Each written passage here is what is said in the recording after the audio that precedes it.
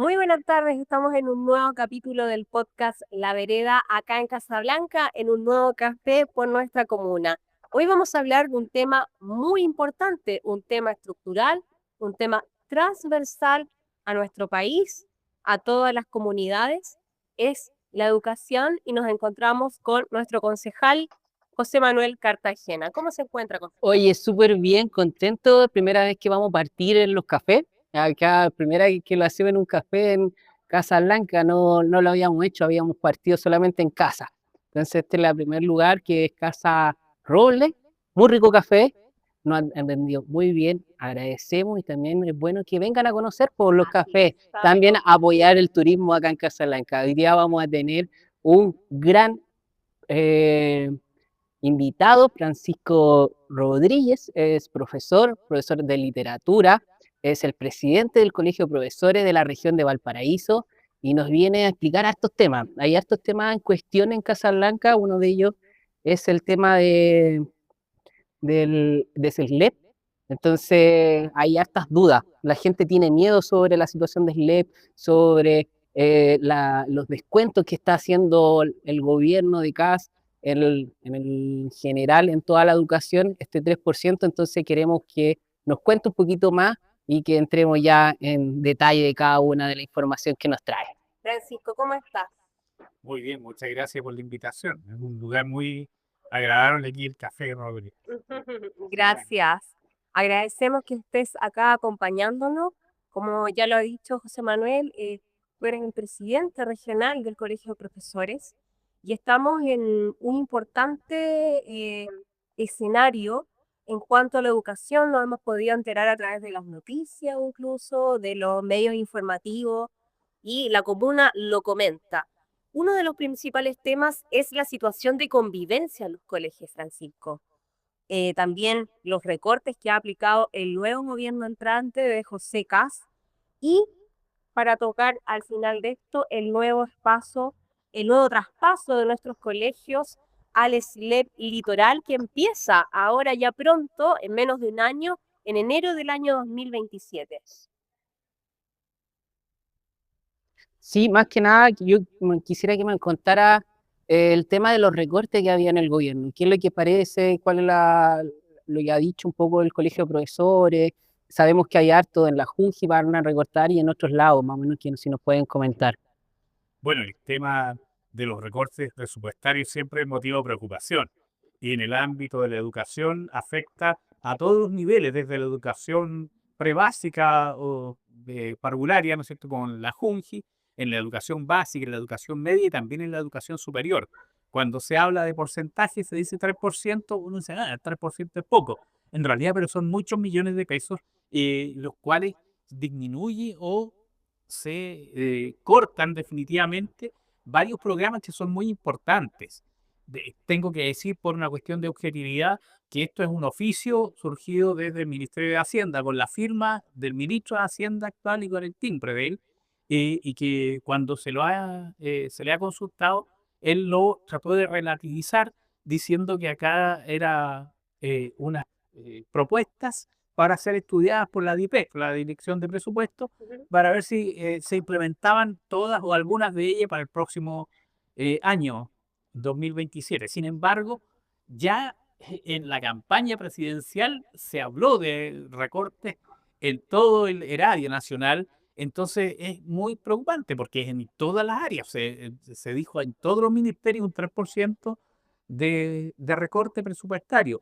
En el ámbito de la educación, que es en el cual yo me muevo, eso significa de partida la supresión de programas que son básicos y que trascienden al educativo. Por ejemplo, el programa de alimentación escolar. Sí, un tema que estaba muy en boga esta semana y la pasada. O sea, si hay algo inherente a la persona para poder no solo estudiar, para poder vivir en la alimentación. En las escuelas de carácter público, tengo que decir que yo conozco más del 90% de las escuelas públicas de nuestra región, porque tenemos una gestión que es muy territorial en cada una de las comunas, de las 38 comunas de la región. Entonces conocemos la realidad y allí una de las constataciones que tenemos empíricas es que alimentación que se entrega en las escuelas, que no es tampoco para el 100%, pero para muchos estudiantes significa la principal o a veces la única comida fuerte del día. Entonces, eso va a repercutir no solo en los resultados escolares, académicos, sino que también en la salud de las personas. Nos parece de una gravedad extrema. Otros programas que son de carácter escolar, recortes o disminución o supresión del programa de fomento lector. Se nos pide y a los profesores se nos exige los resultados que se dan en países desarrollados. Se nos habla siempre y se nos pone como modelo Finlandia. Cierto. Pero las características, las condiciones para poder llegar a esos resultados distan enormemente. Yo les puedo decir con conocimiento muy profundo del tema que aquí se dice, sí, Finlandia tiene la mejor educación del mundo. Sí, tiene la mejor educación del mundo porque en Finlandia los estudiantes tienen cursos de 14 estudiantes por sala, con 2 profesores. Nos dicen que todos los profesores en Finlandia tienen un grado académico de magíster o superior, pero no nos dicen que ese grado de magíster o doctorado en educación lo obtienen dentro de su jornada de trabajo y financiado por el Estado. Aquí tú vas a hacer un magíster y ¿cuánto te cuesta? Sí, es carísimo. Bueno, entonces eso da una panorámica de la profundidad de estos recortes. Y así podría mencionarles varios otros en detalle, pero creo que para tener una visión general, esto muestra que de verdad va a influir y va a influir negativamente en todo el sistema escolar. Además, quisiera decir que todos estos recortes de programas, ¿se recortan programas? Lo que se recorta son personas. Sí. Son trabajadores que son los que ejecutan los programas. Entonces, se sigue con, a nuestro juicio, un diagnóstico enormemente equivocado para la situación real de educación. Se dice que hay sobredotación docente y no sobran profesores como no sobran estudiantes. Lo que ocurre es que la situación es tan desmedrada, tan negativa, que hoy día, sobre todo los profesores jóvenes, no ven la pedagogía como una carrera para toda la vida. Hay una deserción cercana al 30% a los 5 años de ejercer la pedagogía para las generaciones jóvenes. A lo más, a los 10 años, porque la gente busca salir del aula, busca salir del sistema escolar por razones, sobre todo de carácter económico. Entonces, hay una situación que esto lo va a empeorar todavía más. ¿Acaso nosotros preguntamos, hay una intencionalidad de ir, que es lo que decían las llamadas modernizaciones aquellas de la dictadura, ¿no es cierto?, de ir terminando con la educación pública? Y esa idea no ha sido olvidada, se ha ido ejecutando con mayores avances o retrocesos, y acá nosotros creemos que es lo que... Y tendrían que apuntar totalmente a lo contrario, pues apuntar a fortalecer la educación pública, para mejorar la calidad de la educación pública, para generar varias... Tienen que poner todos Chile los recursos, siempre, todas las fuerzas. Chile se definía como un estado docente hasta antes de la dictadura. De hecho, los profesores, yo soy muy viejo, pero no alcancé a eso, en el carnet de identidad decía profesor de Estado. Ni los abogados, ni los médicos decía en su especialidad de Estado.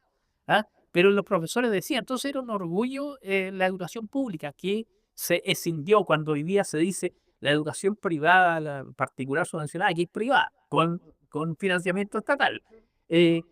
Ocupa más del 50% de la educación en Chile.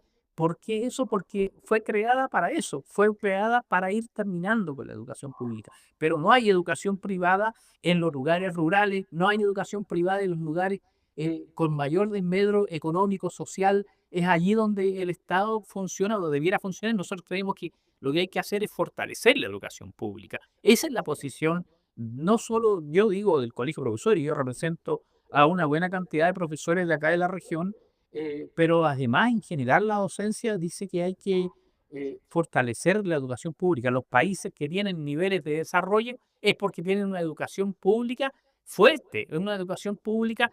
¿Por qué aquí en Chile nos preguntamos dónde estudiaste? Sí. Eso no se hace en ninguna parte, porque aquí hay Hay educación para todos los tipos socioeconómicos. Si estudiaste en el St. George, tenéis más fácil encontrar trabajo, te encontráis con las mismas personas, o en otros colegios que Verbo Divino, que son colegios cercanos de gente. En colegio estudiar los Sí. ministros de este gobierno, por ejemplo.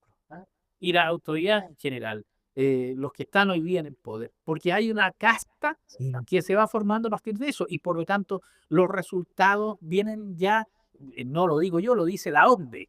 Chile, un país que luchó por estar en ese club de selecto de países, la cuestión económica es la que ha primado y de allí vino la exigencia de los resultados y de la competencia. Educación es un tema de colaboración y no de competencia en unos contra otros. Entonces, aquí hay una visión economicista que es la que marca no solo la sociedad, sino que el área que forma la sociedad, que es la educación. Entonces, los resultados del CIMSE, los resultados de las pruebas, están dados ya con anticipación desde la cuna que tú traes, porque es distinto el acervo cultural que tiene una persona de un determinado nivel económico, que no significa nivel cultural, pero eso te marca. Entonces, bueno, todo eso está implicado aquí en este tema que usted me menciona. Sí. Yo quiero igual cambiar un poquito el tema, que lo veníamos hablando, que es algo que ahí se me faltó dentro de las preguntas, pero el tema de la convivencia escolar. Yo creo que es algo que también está relacionado al tema de ajuste presupuestario, porque se están recortando, por ejemplo, acá en Casablanca, se están recortando harto el tema de ayuda psicosocial o personas que tenían que estar en reemplazo de trabajadores sociales, le ha costado volver a contratar personal, pero se ve que el tema de salud mental dentro de los colegios ha estado afectando mucho por varias situaciones que vemos en la convivencia comunitaria. Yo sé que dentro del diagnóstico que hacían acá en Casablanca era mucho por el tema de los chicos que estudiaron en pandemia, que estuvieron conectados. Entonces, ahí ahora van en primero medio, han estado esta situación de como amenazas que podríamos decir que está dentro del TikTok, que es el tema del tiroteo que ha pasado acá en Casablanca.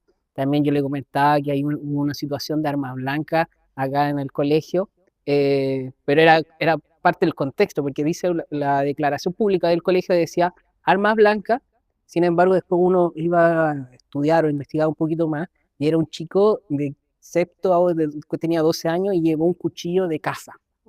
Entonces se le quería mostrar a los compañeros y se aplicaron todos los protocolos, que yo encuentro que está bien que existan los protocolos y que se activen todos los protocolos cada vez que pasen estas situaciones, pero también depende mucho del contexto. Pero ha dado una situación en primero medio, entiendo que, por ejemplo, en un colegio, liceo, hay 200 casos de salud mental, que personas que tuvieron desregularización en el primer mes de marzo, entonces igual ha sido complejo y le ha faltado tener una dupla psicosocial más activa por el tema de los reemplazos que han habido. Entonces, quería comentar, y también todo lo que ha pasado en el norte con la profesora, hemos visto en todas las noticias los temas de educación y la convivencia. Entonces, ¿cuál es la percepción que tienen los profesores? Y además también dentro de la pregunta, es que se carga más la mata, podríamos decir, o la competencia o las actividades que tienen que hacer los profesores, porque se le dice, oye, el profesor tiene que cuidar la sala, ¿o no?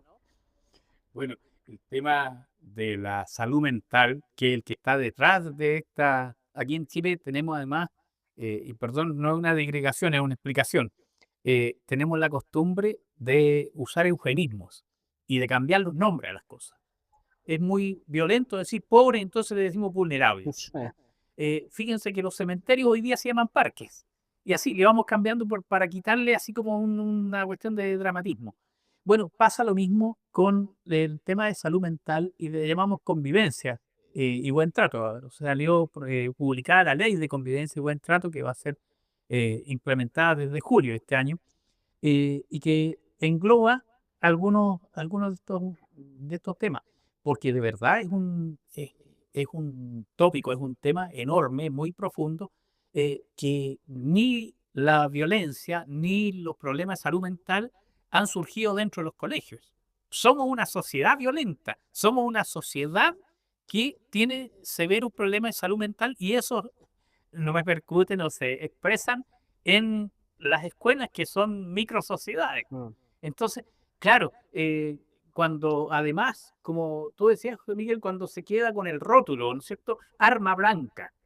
¿Ah? Esa arma blanca, nadie va a estar a favor de que se lleve armas ni blancas ni de otros colores, digo yo, ni de otros calibres a la escuela. Sin embargo, en algunas ocasiones esos son herramientas, son instrumentos, como en este caso que contaba, es una herramienta de caza, ¿no es cierto?, en un ambiente rural, no era para agredir a otros. Sin embargo, cuando se queda solo con el rótulo, con la etiqueta, para ahí también hay intencionalidades cuando se quiere mostrar violencia extrema. Yo no digo que no exista la violencia, no digo que no exista, y no digo que haya que soslayarla, que haya que invisibilizarla, hay que enfrentarla, pero se enfrenta no con pórticos, no con cámaras, no con revisión de mochilas, no con control que crea desconfianza, que crea suspicacia, que crea distancia entre las personas. Yo, si me van a revisar la mochila, yo ya sospecho quién lo va a hacer, entre otras cosas.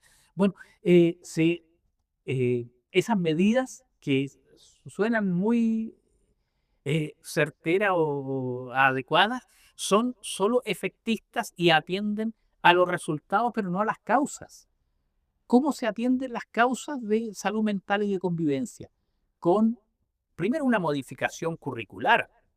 No solo pruebas objetivas de lenguaje y matemática, porque lo que interesa son los resultados. A la gente no tiene idea, mucha gente, perdón si lo trato así, pero mucha gente no tiene idea.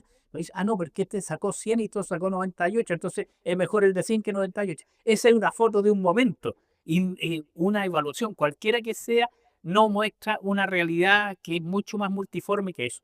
Eso es una cosa. Segundo, se enfrenta o sea, se afronta con, con diálogo, con empatía. ¿Acaso a los profesores, a los que se nos indica la responsabilidad de cuidar y de mantener como espacios seguros las escuelas? Hoy día las escuelas no son espacios seguros en muchos lugares, pero ¿quién tiene que revisar las mochilas? ¿Quién sabe si acaso en las mochilas del hijo va o no va un arma? ¿Y quién sabe que en esas mochilas los estudiantes cargan sus útiles escolares y también cargas Sí. y deficiencia? En esa mochila en general no va comida. Y eso es una cuestión que no se dice acá. Entonces, cuando quieren recortar los programas de alimentación escolar, entonces algo que no va en general en las mochilas de los estudiantes. Se enfrenta con personal especializado, con profesionales. Las duplas psicosociales hoy día están en colegios que tengan una matrícula llamada suficiente. ¿Quién determina cuál es la matrícula suficiente? O sea, las escuelas rurales, las escuelas que tienen menos estudiantes, no porque sean malas escuelas, sino que porque la población circundante no da para una matrícula, se queda sin esa atención. ¿Acaso esos niños, eso contribuye a la equidad, contribuye a la igualdad? ¿No tienen el mismo derecho que en los colegios? Y en un colegio de 1000 estudiantes, que haya un psicólogo, un asistente social, alcanza. ¿Cuántas entrevistas pueden hacer en un año a cada uno de los estudiantes? Los profesores tienen que cargar ellos con esa responsabilidad. Los profesores que estamos, yo soy profesor de aula todavía, y estamos agobiados con la cantidad de trabajo extracurricular, extra sala, porque es como la gente cree que a veces dice, bueno, los profesores tienen 2 meses de vacaciones. Claro, 2 meses de vacaciones, pero la intensidad, el agobio que hay en esos 10 meses de clase es tan grande que la mayoría de los profesores padecemos el síndrome de Burnout, que es no solo un agotamiento, es una depresión tremenda porque no se ve salida de eso, es un agotamiento extremo y que hoy día ese tampoco es considerado aquí en Chile una enfermedad profesional, como sí es considerada en otros países que son de la OCDE también. Entonces, hay muchas cosas que no se dicen. Entonces, cuando no se invierte, porque eso no es gasto, cuando no se invierte en esos profesionales, no va a haber un cambio En la la persona, generación, claro, sí. en las causas del problema, no va a ser atacado. Y quiero decir otra cosa más también. Programa Habilidades para la Vida, por ejemplo, Esos programas, se mantuvieran. si se suprimen, va a haber menos posibilidad de ese diálogo, de ese trato empático con las personas. Y además, quiero decir que el valor de un pórtico equivale al sueldo de 2 años de un profesional. Ah, sí. y dura 7 años máximo el pórtico sin que... Entonces, o sea, ni siquiera a toda esta gente que solo piensa en cuestión económica, ni siquiera eso tiene una validez grande. Perdón si me extiendo mucho, pero No, quiero está bien, dar esta visión por supuesto. que no siempre se habla, digamos. Sí. Entonces, por lo que entiendo, Francisco, la línea del gremio de los profesores apunta netamente a fortalecer la salud mental en las comunidades escolares. La salud mental es básico para cualquier cosa, pues, no solo para estudiar y para poder vivir tranquilo. Entonces, y eso afecta a los estudiantes. Cuando ustedes mencionaban, absolutamente, hoy día las generaciones son distintas a las de hace 10 años.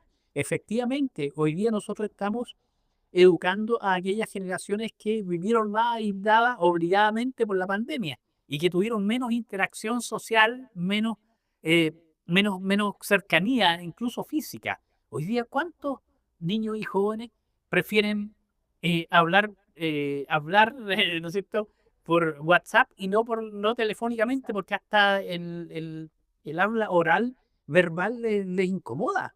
Entonces, la interacción, por eso hoy día la distancia social es mucho mayor que antes. Y eso no ha sido tratada. Esa, esa falencia no ha sido tratada. Entonces, me traes unos consecuencias graves. Así es. Y Chile fue de los países que tuvo un periodo más extenso en aislamiento de las personas. Lo dijo el Colegio de Psicólogos de Chile. Él lo ha mencionado. Entonces, profesionales que han entregado información objetiva de esto y que no es abordado, entonces es porque un poco lo que yo les decía al principio, creemos que esto no es casual, que esto no es de porque las cosas son así, sino porque hay una intención allí, ¿no es cierto? Porque, y además, siempre la realidad es bastante más compleja que lo que se dice en la teoría o en la estadística. Hoy día la violencia está llegando a aquellos colegios que lo invisibilizaban, que lo negaban y que decían que allí no había en esos espacios. Eh, no es una cuestión de estadística, pero las peores situaciones eh, de violencia han ocurrido en colegios particulares. Miren, El asesinato en Calama fue un colegio particular subvencionado, que traspasó una línea roja. Cuando conversábamos previamente, yo decía que hoy día la cultura juvenil no es que vaya 2 pueblos adelante, va 2 planetas adelante de la cultura adulta, porque ese muchacho que también tiene severos problemas mentales, no lo improvisó, no fue que se le ocurrió un momento atacar a alguien, lo había planificado, tenía todo un sistema y estaba basado en qué? En los tiroteos de aquellos países, de un país en particular, sí. que tomó como medida controlar, armar, poner pórtico, poner cámara, y donde allí sí ha habido matanzas y han continuado y se han incrementado. Lo que dicen es cuestión de ver las estadísticas en los medios. Sí, oye, cerremos acá el primer bloque, después vamos a hablar después del tema de SLEP. Y muy bueno, muchas gracias por todo esto. Igual ha sido bien significativo toda la información que nos ha entregado. Sí, vamos a volver a hablar y vamos a retomar el tema ahora de los SLEP. Bien, hemos regresado a este segundo bloque y vamos a cambiar el tema. Les recordamos que estamos acá en el podcast La Vereda y estamos tratando el tema hoy de educación, acompañados por Francisco Rodríguez, presidente del Colegio de Profesores a nivel regional. Francisco, queremos conversar contigo sobre lo que es un nuevo traspaso, un tremendo cambio que se va a ver reflejado desde el 1 de enero del año 2027, en unos pocos meses más, dentro de la comuna, el traspaso de lo que es la educación municipal, el DAEN, a lo que va a ser el SLEP litoral, que tengo entendido que va a estar ubicado en la comuna de San Antonio. Respecto a eso, quisiéramos saber qué significa esto, Francisco, en simple, para que la comunidad lo pueda entender. Sí, parodiando el nombre del podcast, es cambiarse de vereda, porque de la administración municipal, que es la que ha estado en la gestión de las escuelas públicas durante décadas, se ha hecho el traspaso a través de una ley a, a los servicios locales de educación. Eso significa, la educación es uno de los reinos de las siglas. Dice SLEP, ¿no? Eso es LEP, Sí, Servicio Local Local de Sí, Educación que Pública. sí, Servicio Local de Educación Pública, que es un ente supuestamente, y digo supuestamente con toda intención, dependiente del Ministerio de Educación, es decir, del Estado, para administrar toda la educación pública. Acá en nuestra región de Valparaíso están contemplados 9 servicios locales y hoy día hay 6 en funcionamiento. Uno que es el de Valparaíso y Juan Fernández, que está desde el año 2021, que es el que lleva más tiempo. Otro que es Costa Central, que son las comunas del litoral norte, que va a cumplir un año desde julio del año pasado. Y los otros 3 empezaron en 1 de enero de este año 2026. Como tú decías, el SLEP litoral, que es el que iba a cobijar Casablanca. Casablanca, San Antonio, Algarrobo, El Quisco, El Tao, Cartagena, y creo que no me falta alguna Sí. comuna, No, está comienza a funcionar el 1 de enero del 2027, pero un año antes comienza la gestión de implementación. Ya tiene nombrada la directora ejecutiva, que es la sostenedora. Ella es Lidia Concha, que fue la encargada del Centro de Experimentación e Investigación del Magisterio, el CPIP. Está ya nombrada por Alta Dirección Pública. Entonces ella tiene que liderar un proceso de ir haciendo el traspaso, que es un poco lo que significa la incertidumbre de cómo se van a ir implementando. Para dar el contexto más global, esta política de nueva educación pública establece que en el país va a haber 70 servicios locales de educación. Hoy día ya está implementado un poquito más de la mitad, ya van 35 o 36 servicios locales implementados. Ahora, el gobierno actual del presidente José Kast dice que va a tratar de aminorar, de desacelerar el proceso de nombramiento, pero Ya. es una política pública, por lo tanto va a ser difícil que se pueda desmontar, digamos. Sí. Ya es por ley, pasó por todo por ley, Claro. entonces no es casi imposible que lo pueda llevar a cabo o tendría que el Congreso nuevamente rechazar y pasar todo por un cambio de normativa. Hacer un cambio de normativa para postergar más que para anular, digamos, Sí. pero Sí, eso sí, está en porque igual eso es un tema que ha salido en hartos medios, ha salido acá en Casablanca, se ha intentado decir algunas veces en los medios, la administración actual están muy en contra del proceso de cambios lentos, entonces ahí han intentado como mostrar que puede que se paralice, ¿ya? Pero más que nada para dejar claro a la gente que tiene que pasar por un cambio de ley, que no va a ser de la noche a la mañana y tiene que haber puede haber una prórroga, pero no necesariamente que va a ser, que no va a pasar a SLEP, porque ya ha pasado en otros lugares a SLEP. Así es, claro, hay algunas. Ya hay comunas funcionando con SLEP. Sí, aquí en la región ya hay más del 50% de las comunas de la región están bajo el régimen de los servicios locales. Entonces se ha ido desmunicipalizando. Tengo que decir que el colegio de profesoras y profesores como gremio fuimos los que impulsamos hace mucho tiempo la desmunicipalización Ya. y queríamos la vuelta de la educación pública al Estado, es decir, al Ministerio de Educación, que es el representante. ¿Consiguieron lo que Aquí- querían? Aquí se hizo, pero a través de un órgano nuevo que crearon, ¿no es cierto?, que es la Dirección de Educación Pública, la DEP, que es el departamento que va a administrar o que administra legalmente estos servicios locales de educación. Y que ha tenido, porque se trata de un cambio estructural, no tan estructural como el que nosotros sosteníamos, buscábamos, pero esto significa procesos largos y llenos de dificultades, porque el principal, y tengo que decirlo con toda sinceridad, aunque yo no soy partidario de poner en el centro lo económico, pero aquí lo que nosotros creemos que lo que marca el cambio de un modelo a otro modelo, de un paradigma a otro paradigma, es el tipo de financiamiento.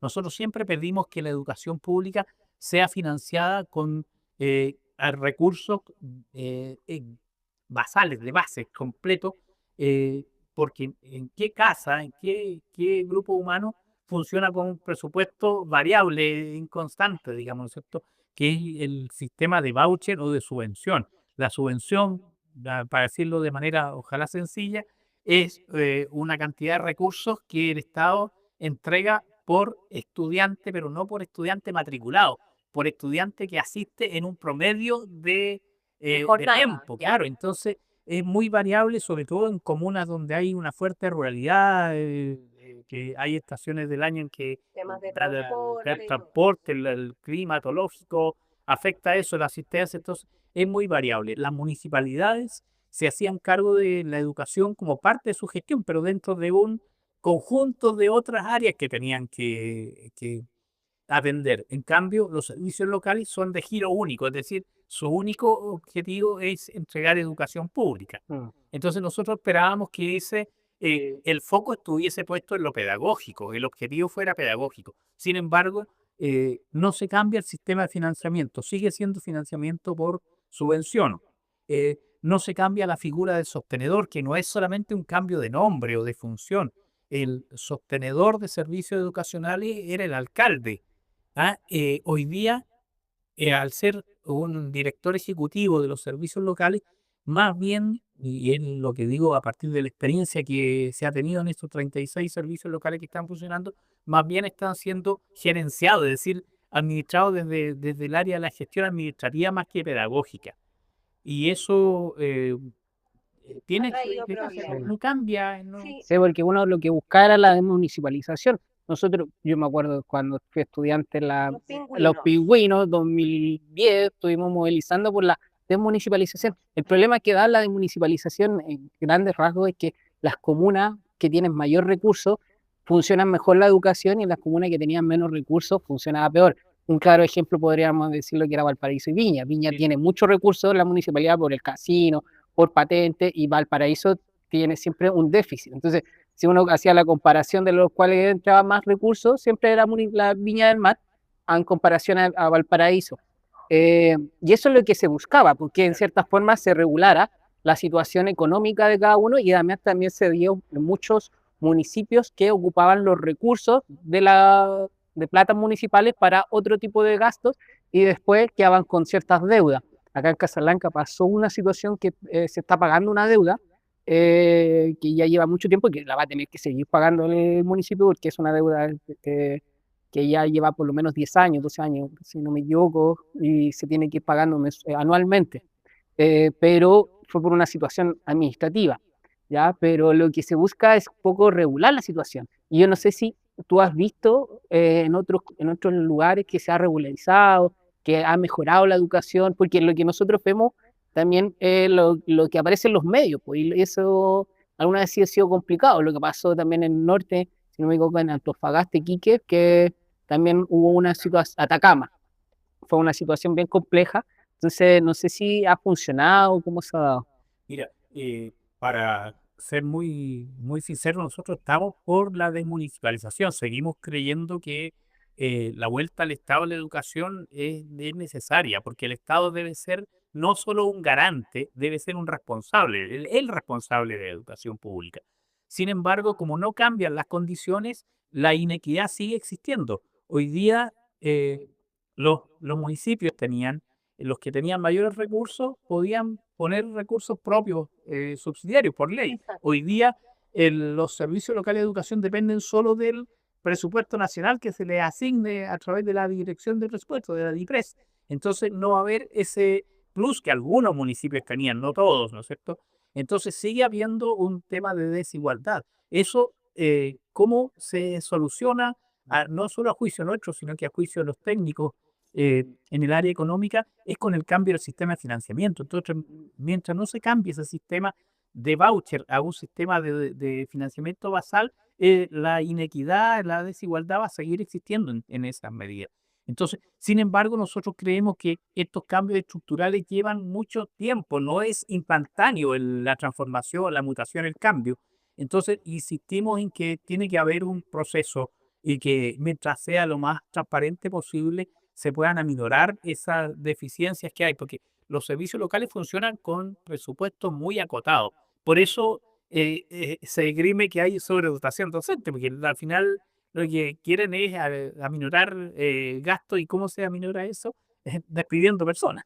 Entonces, por más que en este eufemismo que yo les hablaba antes, le llaman desvinculaciones, le llaman racionalización. No puede haber racionalización si son medidas irracionales, digamos. Bueno, entonces, pero los que padecen en definitiva son los estudiantes, son los niños, son las niñas, son los adolescentes. Nosotros creemos que eso, las condiciones políticas hoy día son muy diferentes, hay una dispersión enorme, no hay una proyección, o si hay una proyección, es una proyección al término de la educación pública y no a su fortalecimiento. Entonces creemos que hay que, hay que defender, hay que potenciar, hay que fortalecer esta educación pública. Yo lo que les diría a las personas de Casablanca, a los vecinos Mm, de Casablanca, Eso es es importante. que uno, creo que siempre la educación pública es mejor si está en manos del Estado. Los servicios locales se pueden mejorar, pueden ir implementando, aunque sea gradualmente, las mejoras que corresponden, pero para eso también la comunidad tiene que contribuir y ahí tiene que informarse, porque aquí Francisco, faltan esas cosas. ¿hay sustento de que la comunidad ejecutiva tenga miedo de los cambios que se vienen? Eh, lo que nos han presentado los medios, especialmente los tradicionales, es que, por ejemplo, la situación de Atacama, que fue caótica, ahí no hay nada que decir, ahí la situación fue, eh, pero no fue por una cuestión sistémica, fue por un mal manejo. Hay un ha habido, yo espero que eso eh, pueda corregirse a la brevedad, pero había hasta el año pasado 6 directores ejecutivos con algún tipo de apremio legal, por mal uso de los recursos. Entonces, eso ocurrió en Atacama y ocurrió de manera pero desastrosa. El último evento de eso, no sé si acaso ustedes lo recuerdan, que hicieron una celebración en una limusina, digamos, ¿cierto? Mientras los estudiantes no tenían... No tenían para Bueno, ese hacer tipo programas. de mala gestión, pero es mala gestión, no es una cuestión de política. Y de política, si se usa adecuadamente las herramientas, no debiera haber eso.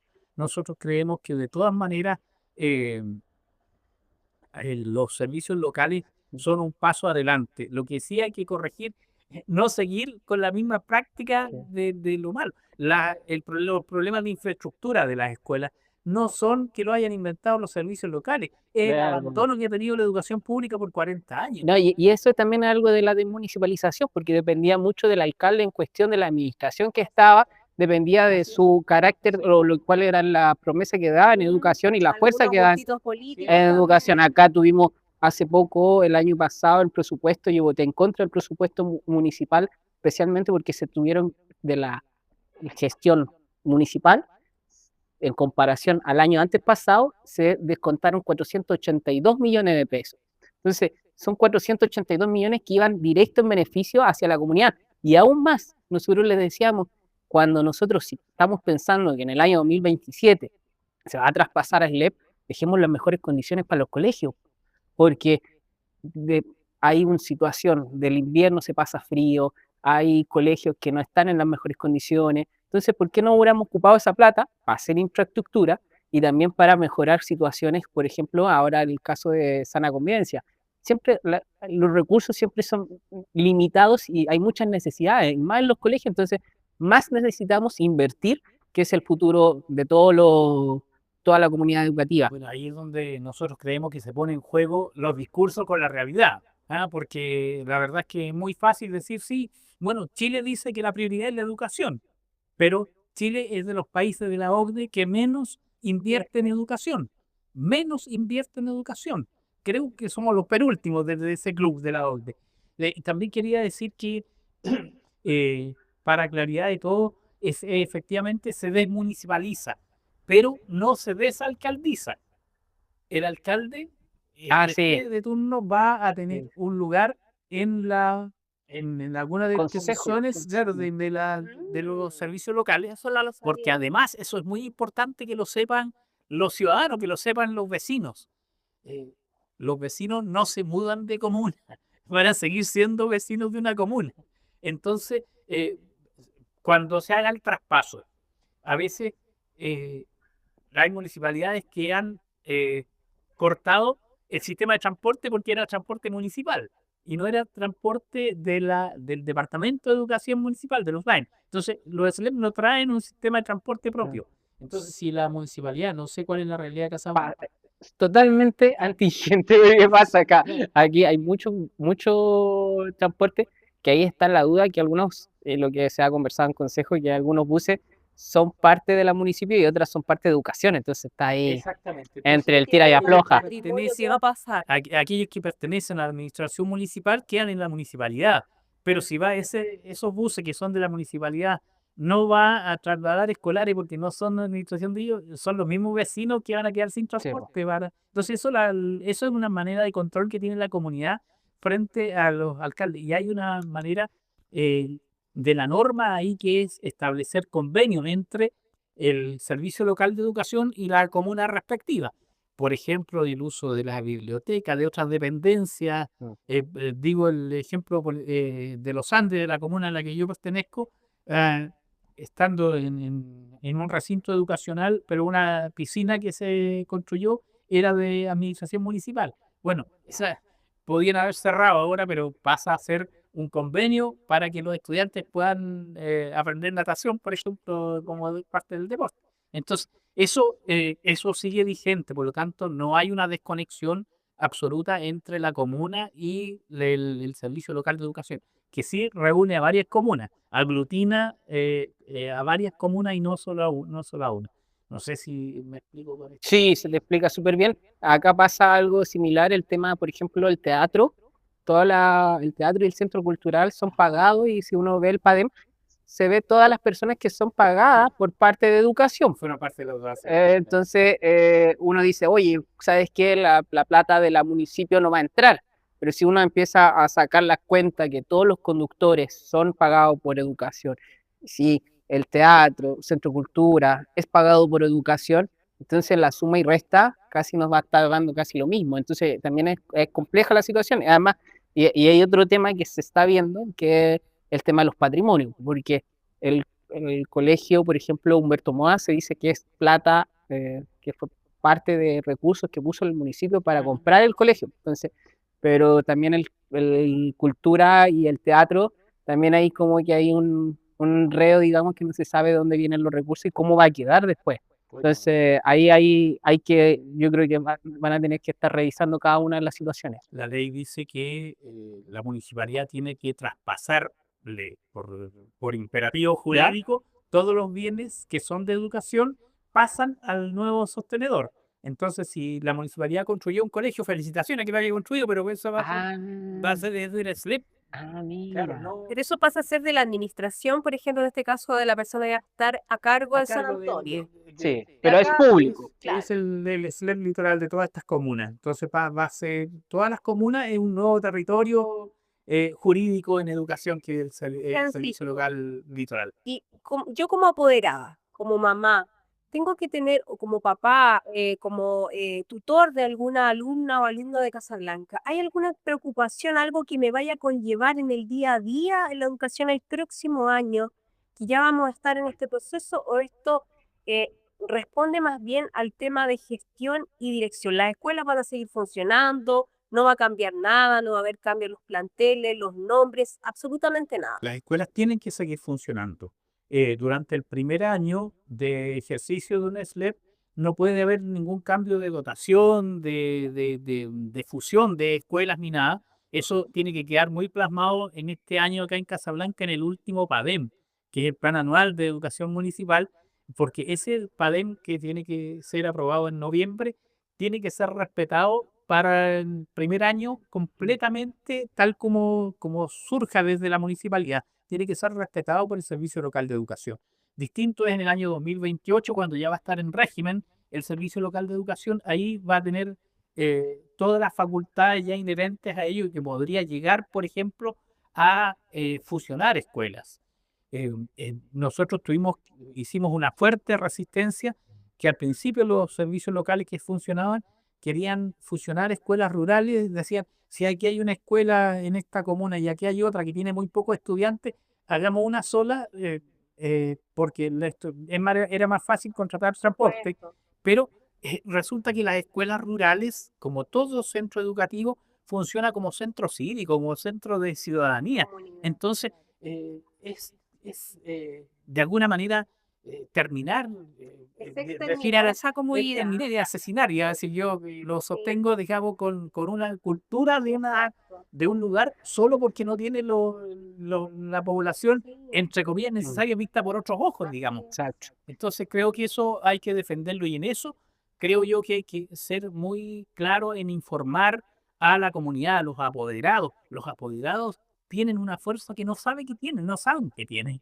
En la municipalidad y también en los servicios locales. Fíjense que en las comisiones, en los consejos del servicio local, tiene que haber presencia de apoderados y tiene que haber presencia de apoderados informados porque de otra manera van a estar simplemente diciendo que sí a cualquier cosa que se pueda entregar. Es súper importante entonces la comunidad activa, la colaboración entre el municipio, SLEP y el mundo educativo en general, los profesores, los apoderados, los alumnos, porque ellos van a hacer en realidad la fiscalización después al proceso, a todos los SLEP. Absolutamente, yo creo que eso es parte, aunque hayan intentado quitar la educación cívica de los establecimientos, de los colegios, creo que es parte de la cultura democrática. Y en eso quiero citar a un intelectual chileno que luchó por la educación pública, Valentín Letelier, que decía, no hay democracia si no hay educación pública, porque si no hay educación pública no se forman ciudadanos, por lo tanto se forman consumidores, por ejemplo, ¿no es cierto? Se termina esa masa pensante, esa masa crítica que es absolutamente necesaria en cada uno de los territorios. Entonces, yo, si puedo hacer una invitación y si ustedes me permiten Por supuesto. decir que la educación pública no solo de responsabilidad, es un deber de cada ciudadano, valorar y no dejar que se pierda, sino que al contrario fortalecerla. Y aquí aquí somos muy dados a buscar culpables, porque hay que buscar son soluciones para los problemas. Y aquí el llamado nuestro como profesoras y profesores desde nuestro gremio es que que tratemos de informarnos por todos los medios posibles. Nosotros siempre estamos llanos a poder conversar, a poder dialogar, a poder compartir información. Nosotros no trabajamos con objetos, trabajamos con personas, los profesores. Cualquier objeto tiene una vida útil, si se me cae el vaso se va a romper y se va a terminar. En cambio, cuando se trabaja con conocimiento, si yo sé algo y lo comparto contigo o lo comparto contigo, ya van a ser 3 personas las que vamos a saber. Entonces, esa es la progresión matemática del conocimiento, de la cultura y de la educación. El valor de la educación. Así es. Oye, muchas gracias, Francisco. Yo creo que quedamos encantados con toda la presentación, quedaron todas las personas que nos van a escuchar o que nos están escuchando, ya pierden un poco el miedo del traspaso SLEP. Yo creo que eso es lo que nosotros buscamos, el perder el miedo, porque se ha intentado instaurar esto, que va a ser la embarrada, que no va a funcionar, que en otros lados no ha funcionado. Entonces hay mucho miedo. Entonces, más que nada, yo creo que darle tranquilidad a las personas es un traspaso, es algo que se viene trabajando hace mucho tiempo. Somos uno de los últimos traspasos Así a es. SLEP. Entonces, Hay experiencia acumulada para poder Ojalá, corregir ojalá. errores, claro. que no pase Y es una ningún cuestión, problema. solo para decir lo último, es un cambio en definitiva, así como en el ámbito laboral es un cambio de empleador y no un cambio de Es un sistema, por cambio. lo tanto no debiera tener Y repercusiones. seguir fiscalizando la educación, seguir fiscalizando por parte de los concejales, de todos los apoderados, de la comunidad en general, tiene que fiscalizar también a los SLEP. Muchas gracias, Alejandra. Excelente programa. Gracias. Estuvimos compartirles que estuvimos acá presentes hoy con el presidente regional del Colegio de Profesores, Francisco Rodríguez Arancibia, al cual estamos tremendamente agradecidos. Y bueno, acá estamos nuevamente terminando ya un nuevo capítulo del podcast La Vereda. Nos vemos pronto desde otra vereda, desde otro café de Casablanca. Si quieres que investiguemos o conversemos de distintos temas, escríbenos a nuestras redes que vamos a estar en contacto contigo. Hasta la próxima semana. Oye, y feliz día a todos los trabajadores, día de descanso. Sí, 1 de mayo, feliz día de las y los trabajadores.